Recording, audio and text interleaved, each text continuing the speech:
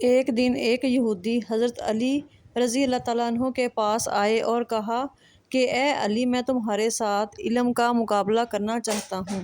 تو حضرت علی رضی اللہ تعالیٰ عنہ نے فرمایا کہ ٹھیک ہے، مجھے بتاؤ کہ میری مٹھی کے اندر کیا ہے۔ تو اس یہودی نے کہا کہ آپ کی مٹھی کے اندر ایک انڈا ہے جو کہ دور کبوتری کے گھونسلے سے لیا گیا ہے۔ تو حضرت علی مسکرائے اور کہا کہ ٹھیک ہے، لیکن اب اس انڈے کو واپس اسی گھونسلے میں رکھ کے آؤ۔